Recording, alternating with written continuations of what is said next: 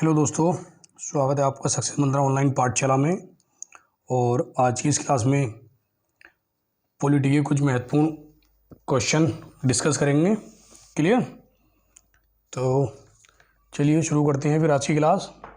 और क्लास को शुरू करने से पहले अगर आप चैनल से नहीं जुड़े हैं अभी तक तो चैनल से जाकर के जुड़ जाइए, चैनल को हमारे सब्सक्राइब कर लीजिए और वीडियो में बने रहें लास्ट तक। क्लियर? चलिए करते हैं फिर स्टार्ट, जिसमें पहला क्वेश्चन है आज, अनुसूचित जाति एवं जनजाति को आरक्षण सुविधा प्रदान की गई। तो कौन से संशोधन के तहत जो है अनुसूचित जाति और जनजाति को आरक्षण दिया गया था? ये संशोधन था 8वां संशोधन 1959 के द्वारा जो है अनुसूचित जाति एवं अनुसूचित जनजाति को जो है आरक्षण दिया गया था। क्लियर? तो सही आंसर क्या है इस क्वेश्चन का? 8वां संशोधन 1959 के द्वारा। अगला क्वेश्चन देखेंगे। नेक्स्ट क्वेश्चन है, वॉरेन हेस्टिंग्स बंगाल का गवर्नर जनरल बना। कब बना था बंगाल का गवर्नर जनरल वॉरेन हेस्टिंग्स? 1773वां रेगुलेटिंग एक्ट के द्वारा जो है वॉरेन हेस्टिंग्स को बंगाल का गवर्नर जनरल बनाया गया था। ठीक है, कौन से एक्ट के तहत? 1773 का जो रेगुलेटिंग एक्ट था उसके तहत जो है वॉरेन हेस्टिंग्स को बंगाल का गवर्नर जनरल बनाया गया। क्लियर हुआ? अगला क्वेश्चन देखेंगे। क्वेश्चन है, कंपनी के व्यापारिक एकाधिकार को समाप्त कर दिया गया था। सही है, जो ईस्ट इंडिया कंपनी थी उसके व्यापारिक एकाधिकार को कब समाप्त किया गया था? ये किया गया था 1813 का चार्टर अधिनियम के द्वारा। कब? 1813 का चार्टर अधिनियम के द्वारा जो है कंपनी के व्यापारिक एकाधिकार को समाप्त कर दिया गया। क्लियर हुआ? अगला क्वेश्चन, बंगाल का गवर्नर जनरल भारत का गवर्नर जनरल माना जाने लगा। कौन से चार्टर एक्ट के द्वारा? 1833 का चार्टर अधिनियम के द्वारा जो है बंगाल का गवर्नर जनरल को क्या कहा गया था? भारत का गवर्नर जनरल कहा गया था उसे। ठीक है, मतलब बंगाल के गवर्नर जनरल को भारत का गवर्नर जनरल पद का नाम दे दिया गया था उसको। और कौन से एक्ट के तहत? 1833 के चार्टर एक्ट के द्वारा। ठीक, अगला question, Lord William Bentinck Bharat का प्रथम गवर्नर जनरल बना। भारत का प्रथम गवर्नर जनरल कौन था? ये थे लॉर्ड विलियम बेंटिक। और कब इसे बनाया गया था? इसे बनाया गया था चार्टर अधिनियम 1833 के द्वारा जो है विलियम बेंटिक को भारत का प्रथम गवर्नर जनरल बनाया गया। क्लियर? अगला क्वेश्चन, मंडल आयोग कब गठित किया गया था? मंडल आयोग का गठन हुआ था 1979 में। ठीक, मंडल आयोग का गठन कब हुआ था? 1979 में। ठीक, अगला क्वेश्चन देखेंगे। क्वेश्चन है, गवर्नर जनरल का नाम वायसराय कर दिया गया। गवर्नर जनरल का नाम जो है क्या कर दिया गया था? वायसराय। तो यह कब किया गया था? इसे किया गया था 1858 के अधिनियम के द्वारा जो है गवर्नर जनरल को जो है वायसराय का पद दे दिया गया था। ठीक है, गवर्नर जनरल से नाम परिवर्तित करके क्या कर दिया गया था? वायसराय। कौन से अधिनियम के तहत? 1858 के अधिनियम के द्वारा। नेक्स्ट क्वेश्चन है, द्वैध शासन प्रणाली कब शुरू हुई तथा कब तक चली? तो द्वैध शासन प्रणाली कब स्टार्ट हुई थी? 1921 में। ठीक है, और कब तक चली थी ये? 1937 तक। ठीक है फ्रेंड्स, 1921 से 1937 तक जो है द्वैध शासन प्रणाली शुरू हुई थी। ठीक है, अगला क्वेश्चन देखेंगे। प्रांतीय स्वायत्तता लागू हुआ। कब लागू किया गया था प्रांतीय स्वायत्तता को? प्रांतीय स्वायत्तता को कब लागू किया गया था? 1 अप्रैल 1938 को जो है प्रांतीय स्वायत्तता लागू किया गया। क्लियर? देखें नेक्स्ट क्वेश्चन। नेक्स्ट क्वेश्चन है हमारा, पुनर्गठित संविधान सभा में सदस्यों की संख्या थी। किसमें? पुनर्गठित संविधान सभा में सदस्यों की संख्या कितनी रह गई थी विभाजन के बाद? 299। स्टार्टिंग में कितनी थी? 389। जब विभाजन हुआ भारत का तब उस समय बची थी, जब दोबारा से पुनर्गठन किया गया था संविधान सभा का तब रह गई थी 299। अगला क्वेश्चन, अंतर्राज्यीय परिषद की बैठक प्रतिवर्ष होती है। कितनी बार होती है? 3 बार। ठीक है, अंतर्राज्यीय परिषद की बैठक एक वर्ष में कितनी बार होती है? 3 बार। सही आंसर है इसका 3 बार। अगला क्वेश्चन देखेंगे। संविधान में दोनों सदनों की संयुक्त बैठक का प्रावधान किया गया था। तो दोनों सदनों की संयुक्त बैठक किस अनुच्छेद के तहत बुलाई जाती है? अनुच्छेद 108 के तहत जो है संसद में दोनों सदनों की संयुक्त बैठक का आयोजन किया जाता है। ठीक है, कौन से अनुच्छेद के तहत? अनुच्छेद 108 के तहत जो है संयुक्त बैठक का संविधान में प्रावधान किया गया है। क्लियर हुआ? अगला क्वेश्चन, प्रथम राजभाषा आयोग गठित हुआ। तो प्रथम राजभाषा आयोग का गठन कब किया गया था? इसका गठन किया गया था 1955 में। प्रथम राजभाषा आयोग का गठन किया गया था 1955 में। क्लियर? अगला क्वेश्चन देखें। नेक्स्ट क्वेश्चन है, प्रथम राजभाषा आयोग के अध्यक्ष कौन थे? इसका गठन कब हुआ था? 1955 में प्रथम राजभाषा आयोग का। और जब गठन हुआ था तो उसके अध्यक्ष कौन थे उस समय? बीजी खेर। ठीक, बीजी खेर जो थे इसके प्रथम अध्यक्ष थे और गठन हुआ था राजभाषा आयोग का 1955 में। उच्चतम न्यायालय के गठन के विषय में उपबंध किया गया है। तो कौन सा अनुच्छेद में किया गया है इसका गठन के बारे में? किस अनुच्छेद में दिया गया है? अनुच्छेद 124 में जो है उच्चतम न्यायालय के गठन के विषय में जो है दिया हुआ है। कौन से अनुच्छेद में? अनुच्छेद 124 में। क्लियर? सही आंसर है इसका अनुच्छेद 124। अगला क्वेश्चन देखें। सर्वोच्च न्यायालय को न्यायिक पुनरीक्षण का अधिकार प्रदान किया गया। किसका? न्यायिक पुनरीक्षण का अधिकार जो है किस अनुच्छेद के तहत दिया गया है सर्वोच्च न्यायालय को? अनुच्छेद 137 के तहत जो है सर्वोच्च न्यायालय को न्यायिक पुनरीक्षण का अधिकार प्रदान करता है। ठीक है, क्या अनुच्छेद 137 में क्या है? अनुच्छेद 137 में सर्वोच्च न्यायालय को न्यायिक पुनरीक्षण का अधिकार प्रदान करता है। अनुच्छेद 137। क्लियर? आंसर क्या है इसका? अनुच्छेद 137। अगला क्वेश्चन, उच्चतम न्यायालय में होते हैं कितने न्यायाधीश होते हैं इसमें? एक तो होता है मुख्य न्यायाधीश उच्चतम न्यायालय में, ठीक, और 30 होते हैं अन्य न्यायाधीश। एक मुख्य न्यायाधीश, 30 अन्य न्यायाधीश उच्चतम न्यायालय में होते हैं। अगला क्वेश्चन, संविधान का व्याख्या करने वाला तथा संरक्षक माना जाता है। किसको माना जाता है? सर्वोच्च न्यायालय को। सही है, सर्वोच्च न्यायालय को क्या माना जाता है? यह संविधान का व्याख्या करने वाला तथा संरक्षक, इसको माना जाता है सर्वोच्च न्यायालय को। ठीक है, सही आंसर है इसका सर्वोच्च न्यायालय। अगला क्वेश्चन, प्रथम विधि अधिकारी होता है भारत का जो प्रथम विधि अधिकारी है वह कौन होता है? वह होता है महान्यायवादी। ठीक है, महान्यायवादी भारत का प्रथम विधि अधिकारी होता है। तो इस क्वेश्चन का आंसर क्या होगा? महान्यायवादी। महान्यायवादी क्या होता है? भारत का प्रथम विधि अधिकारी। क्लियर? अगला क्वेश्चन देखते हैं। सर्वोच्च न्यायालय के प्रथम मुख्य न्यायाधीश थे। तो सर्वोच्च न्यायालय के जो प्रथम मुख्य न्यायाधीश थे वो थे हीरालाल जे कानिया। क्लियर? प्रथम मुख्य न्यायाधीश सर्वोच्च न्यायालय के थे हीरालाल जे कानिया। क्लियर हुआ? अगला क्वेश्चन, प्रारंभ में उच्चतम न्यायालय में मुख्य न्यायाधीश समेत कुल न्यायाधीश थे। कितने न्यायाधीश थे टोटल?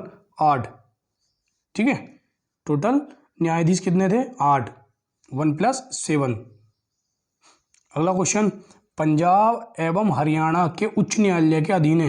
तो पंजाब और हरियाणा इन दोनों का न्यायालय कौन सा उच्च न्यायालय है इनका?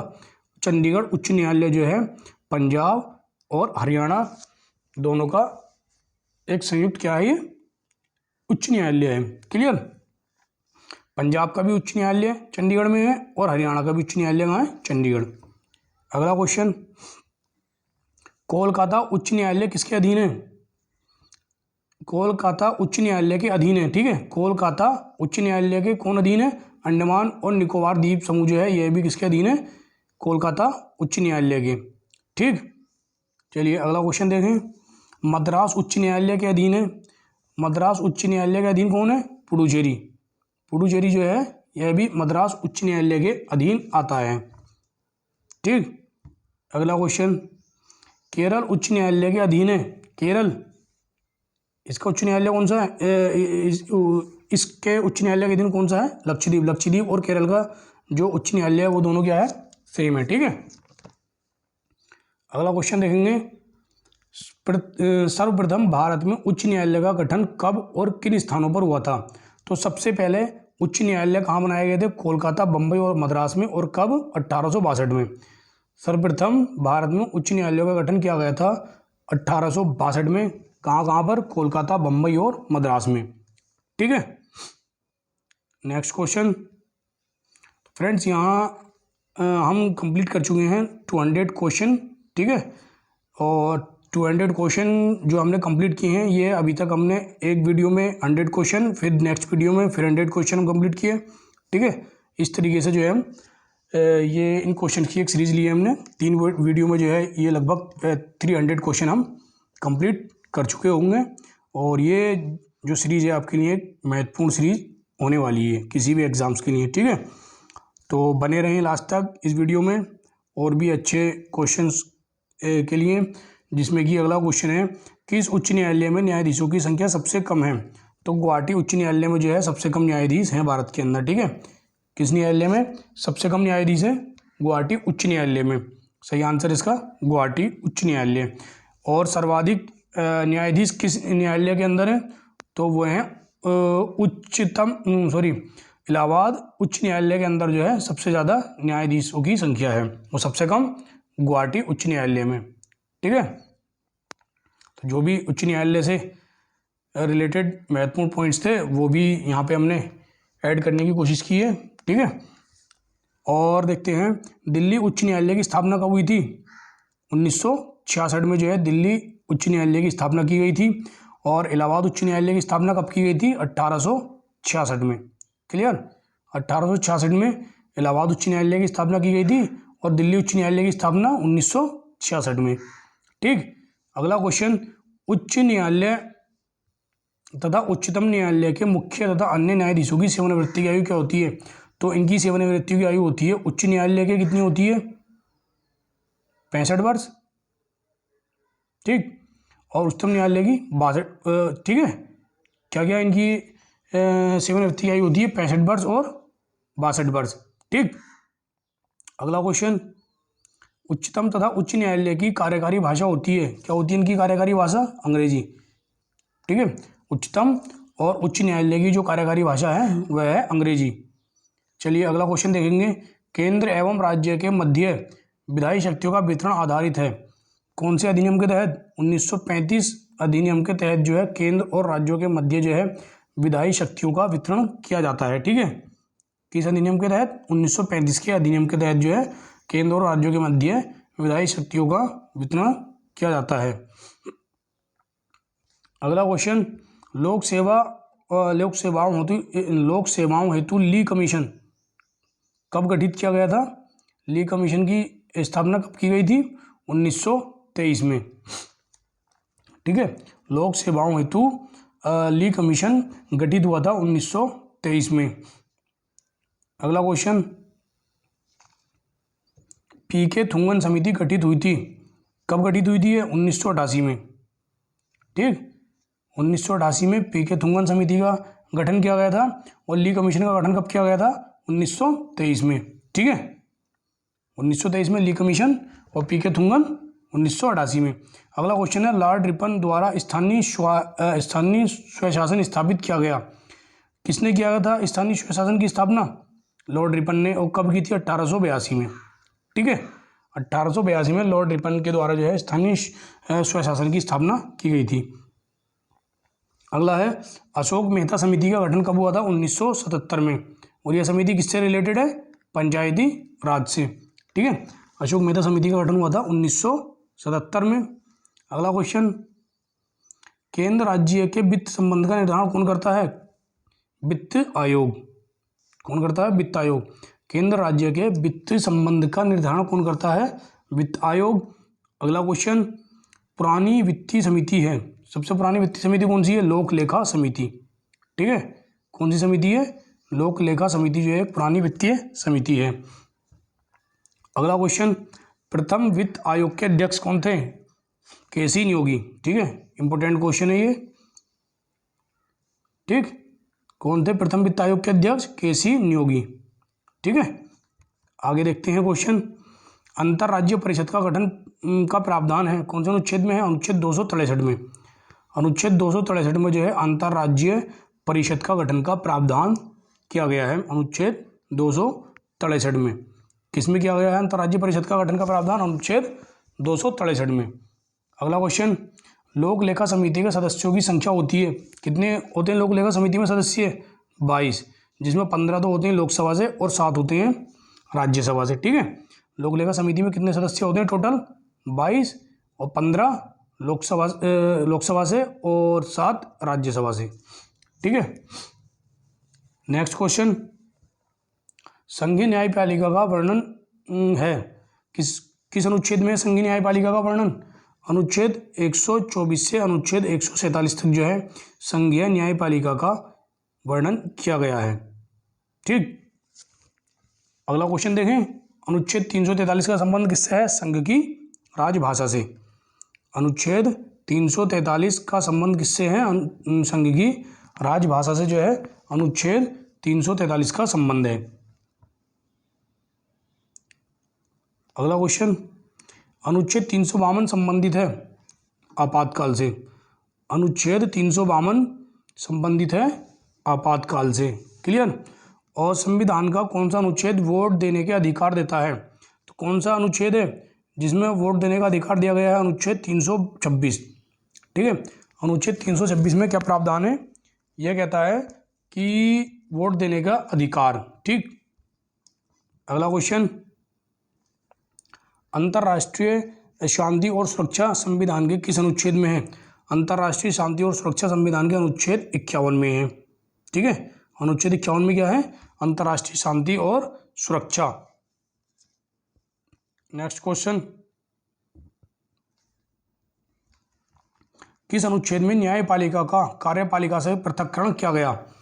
किससे न्यायपालिका और कार्यपालिका का पृथक्करण कौन सा अनुच्छेद में है? अनुच्छेद 50 में, ठीक है। अनुच्छेद 50 में न्यायपालिका का कार्यपालिका से पृथक्करण, ठीक। और अगला क्वेश्चन है, अवशिष्ट विषयों पर विधि निर्माण का अधिकार किसे प्राप्त है? कौन से विषयों पर? अवशिष्ट विषयों पर, ठीक है। तो विधि निर्माण का अधिकार किसे प्राप्त है? यह है संघ सरकार को, ठीक, संघ सरकार को। अगला क्वेश्चन, संघ तथा राज्य लोक सेवा आयोग किस प्रकार का निकाय है? तो संघ और राज्य लोक सेवा आयोग जो है एक सलाहकारी निकाय हैं, ठीक है। कैसे निकाय हैं? यह सलाहकारी निकाय। अगला क्वेश्चन देखेंगे,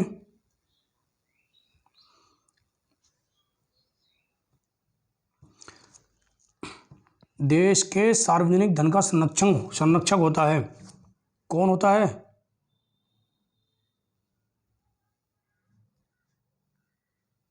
किधर गया? देश के सार्वजनिक धन का संरक्षक होता है, कौन होता है? ये होता है नियंत्रक एवं महालेखा परीक्षक, ठीक। सार्वजनिक धन का संरक्षक कौन होता है? नियंत्रक एवं महालेखा परीक्षक, क्लियर। नेक्स्ट क्वेश्चन है, नियंत्रक एवं महालेखा परीक्षक का कार्यकाल कितना होता है?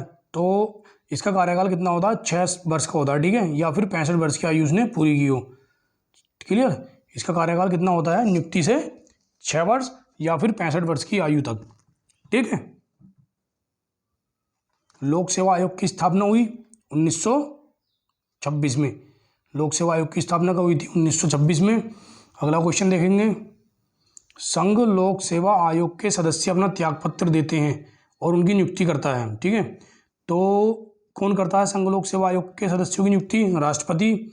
और ये जो है त्यागपत्र भी किसको देंगे? राष्ट्रपति को ही, ठीक है। देखते हैं अगला क्वेश्चन, चुनाव आयोग कैसी संस्था है? चुनाव आयोग ये स्वतंत्र और संवैधानिक संस्था है, ठीक है। स्वतंत्र और संवैधानिक स्वतंत्रता है संस्था है चुनाव आयोग। अगला क्वेश्चन, सर्वप्रथम आम चुनाव कब हुए थे? 1951 और 52 में जो है सबसे पहले चुनाव किए गए थे, ठीक है। नेक्स्ट क्वेश्चन, राजनीतिक दल को राष्ट्रीय दल के रूप में मान्यता प्रदान करता है? जो राजनीतिक दल होते हैं उन्हें राष्ट्रीय दल, सही है, कौन मान्यता देता है राष्ट्रीय दल की? ये भी निर्वाचन आयोग जो है इसकी मान्यता प्रदान करता है। अगला क्वेश्चन, प्रथम मुख्य चुनाव आयुक्त कौन थे? तो सबसे पहले मुख्य चुनाव आयुक्त कौन थे? सुकुमार सेन, ठीक है। चलिए अगला क्वेश्चन, भारत में मतदान की आयु 21 साल से घटाकर 18 साल की गई, तो कौन से संशोधन के द्वारा की गई थी? ये की गई थी 61वें संशोधन के द्वारा, ठीक है।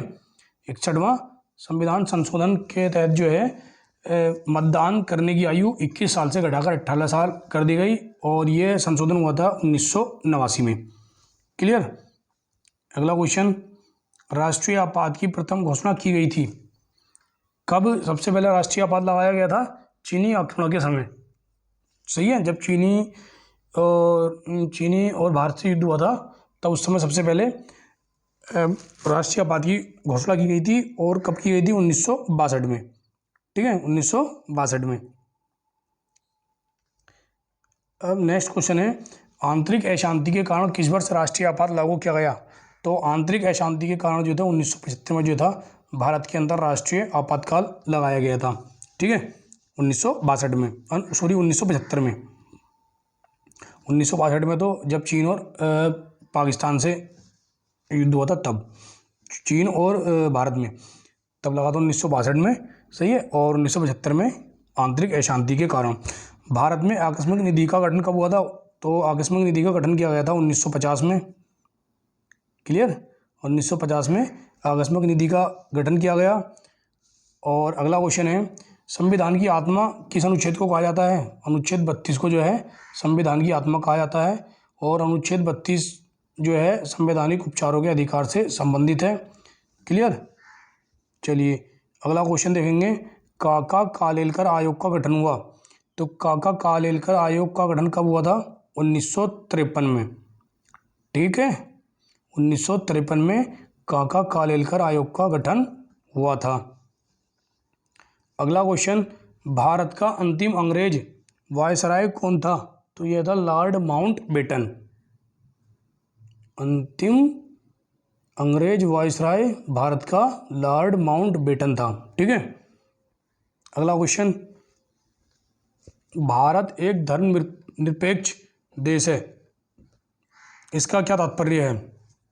ये क्वेश्चन ज़्यादातर एग्जाम्स में देखने को मिल जाता है। ठीक है, तो मोस्ट इम्पोर्टेंट क्वेश्चन हो जाता है ये, क्या कि भारत जो धर्मनिरपेक्ष वर्ड है तो इसका मतलब क्या मीनिंग है? सही है, तो इसका अर्थ है सभी धर्मों का महत्व स्वीकार करना। ठीक है, सभी धर्मों का महत्व स्वीकार करना जो है सर्वधर्म धर्मनिरपेक्ष का वो है ये, इसका व्याख्या। ठीक है। अगला क्वेश्चन, गणतंत्र का अर्थ क्या है? राज्य जहाँ पर अध्यक्ष वंशानुगत रूप से ना हो, ऐसा राज्य जहाँ जो है अध्यक्ष क्या है वंशानुगत रूप से नहीं चुना जाता है, तो उसे क्या कहते हैं? गणतंत्र राज्य। ठीक है। अनुच्छेद 14 में कानून की समानता का अधिकार दिया गया है और ये किस देश से लिया गया है? कानून के समक्ष समानता कहाँ से ली गई है? ब्रिटेन के संविधान से। ठीक है, ब्रिटेन के संविधान से कानून के समक्ष समानता और अनुच्छेद 14 में है ये। अगला क्वेश्चन देखें, राष्ट्र का नीति निर्देशक तत्व ऐसा चेक है। ठीक है, ये स्टेटमेंट किसका था कि राष्ट्र का नीति निर्देशक तत्व ऐसा चेक है जिसे सुविधा पूर्वक बनाया जा सकता है। ठीक है, क्या स्टेटमेंट था कि जो नीति निर्देशक तत्व ऐसा चेक है जिसे सुविधापूर्वक बनाया जा सकता है? किसने कहा था ये कहा था केटी शाह ने। ठीक है, राज्य के नीति निर्देशक तत्व के बारे में केटी शाह ने ये लाइन कही थी कि यह राष्ट्र का नीति निर्देशक तत्व ऐसा चेक है जिसे सुविधापूर्वक बनाया जा सकता है। ठीक है, किसने कहा था? केटी शाह ने। समान नागरिक संहिता लागू किया गया सर्वप्रथम कहाँ लागू किया गया था? समान नागरिक संहिता गोवा में। क्लियर हुआ। और नागरिकों के लिए एक समान सिविल संहिता किस अनुच्छेद में है? अनुच्छेद 44 में। समान नागरिक संहिता या फिर समान सिविल संहिता किस अनुच्छेद में है? ये वर्णित है अनुच्छेद 44 में। क्लियर। अगला क्वेश्चन है, उच्च न्यायालय अथवा सर्वोच्च न्यायालय उच्च न्यायालय अथवा सर्वोच्च न्यायालय द्वारा नागरिकों के मौलिक अधिकारों की रक्षा हेतु जारी किया गया आदेश कहलाता है। नागरिकों के मौलिक अधिकारों की रक्षा हेतु, ठीक, जारी किया गया आदेश क्या कहलाता है? यह आदेश कहलाता है परमादेश। ठीक है, परमादेश को कौन जारी करता है? उच्च न्यायालय या फिर सर्वोच्च न्यायालय। और किसके लिए? नागरिकों के मौलिक अधिकारों की रक्षा के लिए जो है यह आदेश दिया जाता है परमादेश। क्लियर। बंदी को 24 घंटे के अंदर सशरीर न्यायालय के सामने पेश करना कहलाता है बंदी प्रत्यक्षीकरण। क्या कहलाता है? बंदी प्रत्यक्षीकरण क्या है कि बंदी को जो है 24 घंटे के अंदर सशरीर न्यायालय के सामने क्या है? उपस्थित होना है। ठीक है। सूचना के अधिकार को विधेयक पारित किया गया। सूचना के अधिकार विधेयक कब पारित किया गया था? 2005 में। ठीक है। अगला क्वेश्चन, हिंदी को भारत की राजभाषा के रूप में स्वीकार किया गया। कब स्वीकार किया गया था हिंदी को राजभाषा के रूप में? 14 सितंबर 1949 को। 14 सितंबर 1949 को जो है हिंदी को भारत की राजभाषा के रूप में स्वीकार किया गया। अगला क्वेश्चन, संयुक्त राष्ट्र संघ की स्थापना कब हुई थी? तो संयुक्त राष्ट्र संघ की स्थापना हुई थी 24 अक्टूबर 1945 को। ठीक, 24 अक्टूबर 1945 को संयुक्त राष्ट्र संघ की स्थापना हुई थी। अगला क्वेश्चन, संयुक्त राष्ट्र संघ की कार्यकारी भाषाएं क्या हैं? तो इसकी भाषा है अंग्रेजी और फ्रेंच। सही है। संयुक्त राष्ट्र संघ की कार्यकारी भाषा कौन कौन सी है? अंग्रेजी और फ्रेंच। अगला क्वेश्चन देखें, संयुक्त राष्ट्र संघ में स्थायी तथा अस्थायी सदस्यों की संख्या कितनी है? तो संयुक्त राष्ट्र संघ में स्थायी सदस्यों की संख्या तो है 5 और अस्थायी सदस्यों की संख्या है 10। ठीक है। कितनी कितनी है? स्थायी 5 और अस्थायी सदस्य कितने होते हैं? 10। चलिए आगे देखते हैं इसके बारे में। और संयुक्त राष्ट्र का वह अंग जो विश्व शांति के लिए उत्तरदायी है, क्या कहलाता है ये? सुरक्षा परिषद। सुरक्षा परिषद जो है संयुक्त राष्ट्र का वह अंग है जो विश्व शांति के लिए उत्तरदायी होता है। ठीक है। अगला क्वेश्चन देखें, संयुक्त राष्ट्र संघ महासभा की प्रथम महिला अध्यक्ष थी। कौन थी प्रथम महिला अध्यक्ष? विजय लक्ष्मी पंडित। संयुक्त राष्ट्र संघ महासभा की प्रथम महिला अध्यक्ष कौन थी? विजय लक्ष्मी पंडित। अगला क्वेश्चन है, संयुक्त राष्ट्र संघ के 5 स्थायी सदस्य कौन कौन से हैं? सही है। 5 स्थायी सदस्य देश कौन कौन से हैं? चीन है, फ्रांस, ब्रिटेन, रूस और अमेरिका। कौन कौन से? चाइना, फ्रांस, रूस, ठीक है, ब्रिटेन और अमेरिका। ठीक,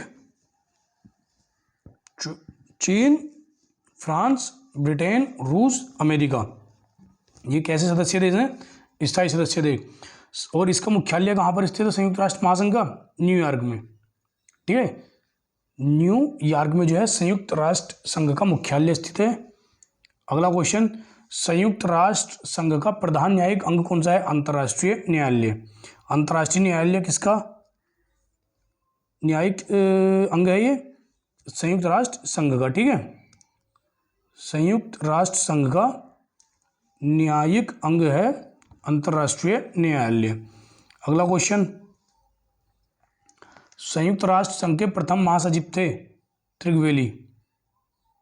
ठीक है, त्रिगवेली जो थे संयुक्त राष्ट्र संघ के प्रथम महासचिव थे। और अगला क्वेश्चन देखेंगे, अंतर्राष्ट्रीय न्यायालय की स्थापना कब हुई थी? अंतर्राष्ट्रीय न्यायालय की स्थापना कब हुई थी? 3 अप्रैल 1946 को। 3 अप्रैल 1946 को अंतर्राष्ट्रीय न्यायालय की स्थापना हुई थी। ठीक है, अगला क्वेश्चन, और अंतर्राष्ट्रीय न्यायालय का मुख्यालय कहाँ है? हेग के अंदर। ठीक है, और ये कहाँ है? नीदरलैंड्स में। ठीक है, अंतर्राष्ट्रीय न्यायालय का मुख्यालय कहाँ है? नीदरलैंड। ठीक, और अंतर्राष्ट्रीय न्यायालय के न्यायाधीश का कार्यकाल कितने वर्ष का होता है? तो अंतर्राष्ट्रीय न्यायालय के न्यायाधीश का कार्यकाल होता है 9 वर्ष का। ठीक है फ्रेंड्स, अंतर्राष्ट्रीय न्यायालय के न्यायाधीशों का कार्यकाल होता है 9 वर्ष। इसके बाद क्वेश्चन है, संविधान की 8वीं अनुसूची में बोडो, मैथिली, डोगरी और संथाली, बोडो, मैथिली, डोगरी और संथाली कब जोड़ी गई थी? इनको जोड़ा गया था 92वें संविधान संशोधन 2003 के द्वारा। ठीक है, 8वीं अनुसूची में भाषाओं का जिक्र कौन सी अनुसूची में है? 8वीं में। और बोडो, डोगरी, संथाली और मैथिली, ठीक, इन्हें कब जोड़ा गया था? 92वां संविधान संशोधन 2003 के माध्यम से। अगला क्वेश्चन देखेंगे, उद्देश्य प्रस्ताव की स्वीकृति दी गई। कब दी गई थी उद्देश्य प्रस्ताव की स्वीकृति? 22 जनवरी 1947 को। ठीक है, अगला क्वेश्चन, संयुक्त राष्ट्र संघ में मानवाधिकार प्रस्ताव हुआ? कब प्रस्ताव पास किया गया था मानवाधिकार? 1948। ठीक। अगला क्वेश्चन देखेंगे, राज्य स्तर पर कोई विधेयक धन विधेयक है या नहीं, इसका निर्धारण कौन करता है? इसका निर्धारण करता है विधानसभा का अध्यक्ष। ठीक है। और संसद में कोई विधेयक धन विधेयक है या नहीं, इसका निर्धारण कौन करता है? लोकसभा अध्यक्ष। यहाँ पर विधानसभा अध्यक्ष राज्य के अंदर। नेक्स्ट क्वेश्चन, संघ लोक सेवा आयोग के सदस्यों की संख्या होती है? तो संघ लोक सेवा आयोग में कितने सदस्य होते हैं? 10 सदस्य। क्लियर। और इनके सदस्यों की नियुक्ति कौन करता है? राष्ट्रपति। राष्ट्रध्वज को संविधान सभा द्वारा अपनाया गया? कब अपनाया गया था? 22 जुलाई 1947 को जो है राष्ट्रध्वज को संविधान सभा द्वारा अपनाया गया। क्लियर। अगला क्वेश्चन देखेंगे, कैबिनेट मिशन में कौन कौन सदस्य थे? कैबिनेट मिशन के सदस्य थे sir Stafford Cripps, Lord Patrick Lawrence और एवी अलेक्जेंडर। कौन कौन थे कैबिनेट मिशन के सदस्य? Sir Stafford Cripps, Lord Patrick Lawrence और अलेक्जेंडर। ठीक है, ये तीनों सदस्य थे कैबिनेट मिशन के। और भारत में प्रेस परिषद का गठन कब किया गया? प्रेस परिषद का गठन कब किया गया था? 1956 में। ठीक है, 1956 में भारत में प्रेस परिषद का गठन किया गया। अगला क्वेश्चन, उच्चतम तथा उच्च न्यायालयों द्वारा जारी किया जाने वाला रिट है? कौन कौन सी रिट जारी करते हैं? उच्च न्यायालय या फिर उच्चतम न्यायालय? बताइए।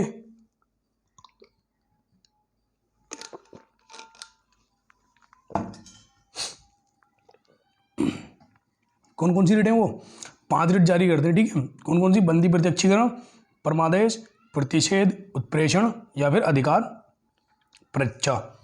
ठीक है, बंदी प्रत्यक्षीकरण, परमादेश, प्रतिषेध, उत्प्रेषण और अधिकार परीक्षा, ये 5 रिट जो है उच्चतम न्यायालय और उच्च न्यायालय जारी करते हैं। अगला क्वेश्चन, राज्यों के राज्यपाल अपने कार्य के लिए उत्तरदायी होता है? किसके प्रति उत्तरदायी होता है राज्य का राज्यपाल? राष्ट्रपति के प्रति। ठीक है, राष्ट्रपति के ही प्रसाद पर्यंत होते हैं ये राज्यपाल। अगला क्वेश्चन, एकमात्र संघ राज्य क्षेत्र जिसका अपना उच्च न्यायालय है, तो वह कौन सा संघ राज्य क्षेत्र है? दिल्ली। दिल्ली एकमात्र ऐसा संघ राज्य क्षेत्र है जिसका अपना उच्च न्यायालय है। ठीक है। अगला क्वेश्चन, भारत शक संबंध पर आधारित राष्ट्रीय पंचांग को अपनाया गया? कब अपनाया गया था इसे? 22 मार्च 1957 को। ठीक, 22 मार्च 1957 को राष्ट्रीय पंचांग को अपनाया गया। राष्ट्रीय पंचांग का प्रथम महीना और अंतिम महीना कौन कौन सा है? प्रथम महीना तो है चैत और अंतिम महीना है फागुन। ठीक है। अगला क्वेश्चन देखें। क्वेश्चन है, मंडल आयोग का संबंध किससे है? तो मंडल आयोग का संबंध है पिछड़ी जातियों से। ठीक है, मंडल आयोग का संबंध पिछड़ी जातियों से है। अगला क्वेश्चन देखेंगे, भारत का सॉलिसिटर जनरल होता है, ये होता है कानूनी सलाहकार। क्लियर। अगला क्वेश्चन, भारत के संविधान को तैयार करने के लिए गठित समितियों की कुल संख्या थी? 13 समितियां बनाई थी उस समय जब भारत के संविधान को तैयार करने के लिए। ठीक है, कितनी समितियों का गठन किया गया था? 13 समितियों का। प्रारूप समिति में कुल कितने सदस्य थे? 7 सदस्य थे और इसके अध्यक्ष कौन थे? भीमराव अंबेडकर। नेक्स्ट क्वेश्चन, राष्ट्रगान कौन सा हमारा? जन गण मन। इसे कब अपनाया गया था राष्ट्रगान के रूप में? 24 जनवरी 1950 को। भारत के राष्ट्रगान को, जनगण मन को राष्ट्रगान के रूप में कब अपनाया गया? 24 जनवरी 1950 को। और भारत का राष्ट्रगान जनगण मन को सर्वप्रथम कहाँ गाया गया था? इसे गाया गया था कांग्रेस के कलकत्ता अधिवेशन में। ठीक है, जनगण मन को सबसे पहले कहाँ गाया गया था? कांग्रेस के कलकत्ता अधिवेशन में। और कब? 1911 में। क्लियर।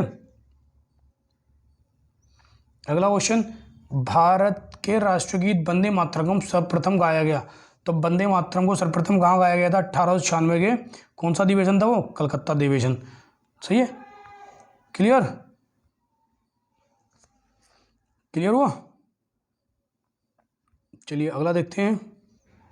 वित्तीय आपात प्रथम बार परिवर्तन में रहता है, सही है। कब तक रहता है ये? 6 माह तक वित्तीय आपात। अगला क्वेश्चन देखेंगे, भारत में पहली बार राष्ट्रीय आपात कब घोषित किया गया था? तो इसे घोषित किया गया था 26 अक्टूबर 1962 को। राष्ट्रीय आपात भारत और चीन के युद्ध जब हुआ था तब, ठीक है। और विधान परिषद तथा विधानसभा के सदस्यों का कार्यकाल कितना होता है? तो विधान परिषद के सदस्यों का कार्यकाल होता है 6 वर्ष और विधानसभा के सदस्यों का कार्यकाल होता है 5 वर्ष। विधान परिषद एक कैसा सदन है? स्थायी सदन। विधान परिषद एक अस्थायी सदन है, ठीक है। नागालैंड राज्य बना था, नागालैंड कब अस्तित्व में आया? 13वां संविधान संशोधन 1962 के द्वारा, ठीक है। 13वां संविधान संशोधन 1962 के तहत नागालैंड राज्य का गठन किया गया। अगला क्वेश्चन, भारतीय राज्य की पहली महिला मुख्यमंत्री कौन थी? सुचेता कृपलानी। कहाँ की थी ये सबसे पहले मुख्यमंत्री? यूपी की। क्लियर। चलिए अगला क्वेश्चन देखेंगे, भारतीय राज्य की पहली महिला राज्यपाल ये थी सरोजिनी नायडू और ये भी यूपी में ही बनी थी सबसे पहले। क्लियर। तो पहली मुख्यमंत्री सुचेता कृपलानी और पहली महिला राज्यपाल सरोजिनी नायडू। अगला क्वेश्चन, राज्य के राज्यपाल की सेवानिवृत्ति की आयु सीमा कितनी होती है? तो राज्यपाल की कोई भी निश्चित आयु नहीं होती है इनकी सेवानिवृत्ति की। क्लियर है। अगला क्वेश्चन देखेंगे, गवर्नर जनरल द्वारा जारी किया गया अध्यादेश मंजूर किया जाता है कहाँ पर? विधानमंडल द्वारा, ठीक है। गवर्नर के द्वारा जो जारी किया गया अध्यादेश है उसे मंजूर किया जाता है विधानमंडल के द्वारा। अगला क्वेश्चन, उच्चतम न्यायालय अपने दिए हुए फैसले पर पुनर्विचार करता है किस अनुच्छेद के तहत? अनुच्छेद 137 के तहत जो है उच्चतम न्यायालय अपने दिए हुए फैसले पर पुनर्विचार कर सकता है, ठीक है। अगला क्वेश्चन है, उच्चतम न्यायालय के न्यायाधीशों की संख्या में वृद्धि करने की शक्ति किसके पास है? संसद के पास। क्लियर। उच्चतम न्यायालय के न्यायाधीशों की संख्या में वृद्धि करने की शक्ति है संसद के पास में। इसके बाद क्वेश्चन देखेंगे, भारत सरकार के व्यय को नियंत्रित करने की शक्ति किसमें है? भारत सरकार के व्यय को नियंत्रित करता है नियंत्रक एवं महालेखा परीक्षक। क्लियर। नियंत्रक एवं महालेखा परीक्षक। अगला क्वेश्चन देखिए, ये जो प्रैक्टिस है हम स्पीड से इस वजह से करा रहे हैं क्योंकि एक रिवीजन आपका यहाँ हो जाएगा। बाकी जो है जो भी मतलब डिटेल्ड क्लास हैं तो उनकी प्लेलिस्ट अलग बनी हुई है, आप वहाँ से जाकर के जो है डिटेल्ड क्लास आप ले सकते हैं। और ये जो क्लास है एक रिवीजन के तौर पे हमने यहाँ इसको लिया है। क्लियर। चलिए अगला क्वेश्चन है, राज्य सरकार धन विधेयक को रोक सकती है कितने दिन के लिए रोक सकती है? 14 दिनों के लिए। यहाँ से आपका रिवीजन अच्छा हो जाएगा, तो जुड़े रहें क्लास से। राज्यसभा के लिए नामित प्रथम अभिनेत्री थी, सबसे पहली अभिनेत्री कौन थी जो राज्यसभा में नामित हुई थी? वह थी नरगिस दत्त, ठीक है। नरगिस दत्त को जो है राज्यसभा के लिए नामित किया गया था सबसे पहली अभिनेत्री थी। और संविधान के अनुच्छेद 85 के अनुसार संसद के 2 सत्रों के बीच में कितना अंतराल होता है? 6 महीने का। तो संसद के 2 सत्रों के बीच में जो है 6 महीने का अंतराल होना चाहिए और ये दिया हुआ है अनुच्छेद 85 में, ठीक है। किसी भी विधि के लिए सर्वोच्च न्यायालय से परामर्श मांगने का अधिकार है। किसी भी विधि के लिए सर्वोच्च न्यायालय से परामर्श मांगने का अधिकार है किसको? राष्ट्रपति को। राष्ट्रपति जो है न्यायालय से परामर्श मांग सकता है, ठीक है। और कब? अनुच्छेद 143 के तहत, ठीक है। अनुच्छेद 143 के तहत जो है राष्ट्रपति को सर्वोच्च न्यायालय से परामर्श मांगने का अधिकार दिया गया है। अगला क्वेश्चन देखेंगे, संविधान के प्रारूप समिति के समक्ष प्रस्तावना को परिभाषित किया गया था। किसने प्रस्तुत किया था ये प्रारूप समिति के समक्ष प्रस्तावना को? जवाहरलाल नेहरू ने। किसके तहत? उद्देश्य प्रस्ताव, ठीक है। उद्देश्य प्रस्ताव को जो है जवाहरलाल नेहरू ने संविधान सभा के समक्ष प्रस्तुत किया था और यही उद्देश्य प्रस्ताव जो है बाद में प्रारूप समिति में कन्वर्ट हो गया था, ठीक है। और प्रारूप समिति का अध्यक्ष किसको नियुक्त किया गया था? भीमराव अंबेडकर को। कुल कितने सदस्य थे इसमें प्रारूप समिति में? 7। वंदे मातरम के रचयिता हैं बंकिम चंद्र चटर्जी, और जो राष्ट्रगान है उसके रचयिता कौन है जनगण मन के? रविंद्रनाथ टैगोर। ठीक है फ्रेंड्स, रविंद्रनाथ टैगोर जो हैं जनगण मन के रचयिता हैं। ठीक, और क्वेश्चन है भारत को एक संविधान देने का प्रस्ताव संविधान सभा द्वारा पारित किया गया 22 जनवरी 1947 को। ठीक है, 22 जनवरी 1947 को जो है संविधान सभा द्वारा भारत को एक संविधान देने का प्रस्ताव पारित किया गया था। तो फ्रेंड्स यहाँ पर हमारे क्वेश्चन हो जाती हैं कंप्लीट। 300 क्वेश्चन हमने ये 3 वीडियो के माध्यम से यहाँ पर कंप्लीट किए हैं, जो कि एक अच्छे रिवीजन के तौर पर इस वीडियो को आप देख सकते हैं। सभी क्वेश्चन जो हैं 1 लाइनर हमने लिए हैं, जितने भी मोस्ट इंपॉर्टेंट क्वेश्चन थे, और प्रीवियस क्वेश्चन उन सबको हमने एक वीडियो में कलेक्ट करने की यहाँ पर कोशिश की है।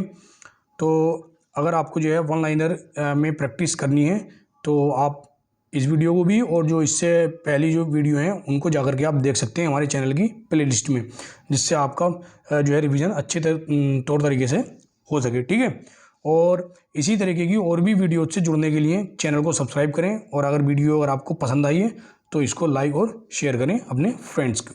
ठीक है, चलिए मिलते हैं फिर नेक्स्ट वीडियो में, तब तक हमारे चैनल से जुड़े रहें।